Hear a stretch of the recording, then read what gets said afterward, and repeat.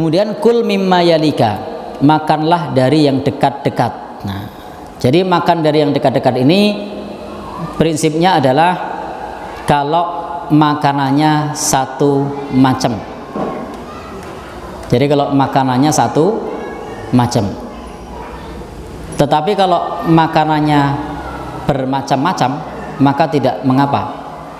Maka penulis kitab ini mengatakan qalal ulama illa ayyakuna ta'am anwa'an. Ulama berkata kecuali makanannya macam-macam. Jadi kalau makanannya beda-beda itu boleh ngambil yang jauh.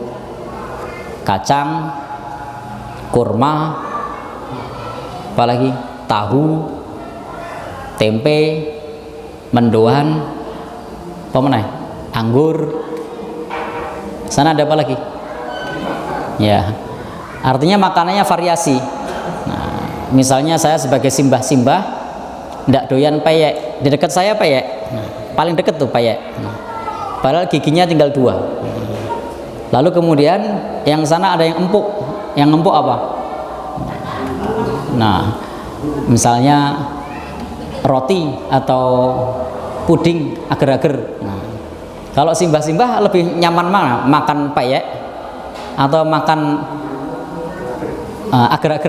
agar-agar kan? Nah, maka apakah saya sebagai simbah-simbah, ini hanya ilustrasi ya, saya akan mengambil peyek ini?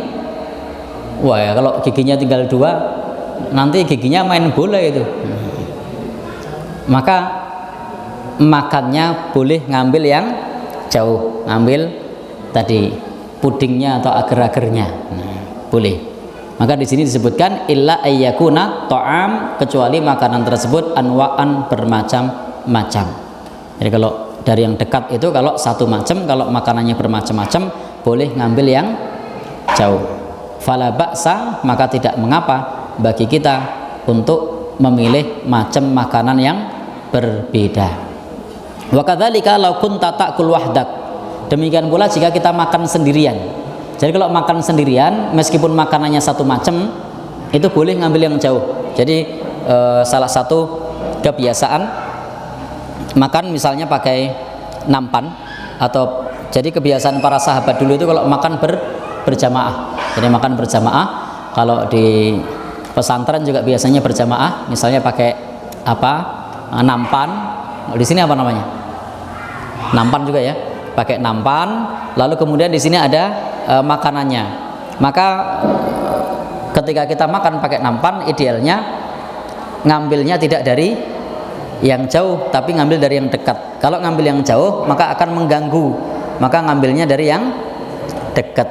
Maka di sini kalau kita makan sendiri, maka tidak mengapa kita makan ngambil yang jauh. Jadi maka di sini dikatakan lau kunta ta'kul wahdak, kalau engkau makan sendirian fala haraj, nah, maka tidak mengapa antakula minat tarfil akhor, tidak mengapa kita memakan dari tepi piring yang lain. Jadi boleh kita makan dari tepian piring yang lain kalau kita makannya sendiri. Jadi perintah Nabi makan dari yang dekat-dekat tadi kalau kita makannya berjamaah.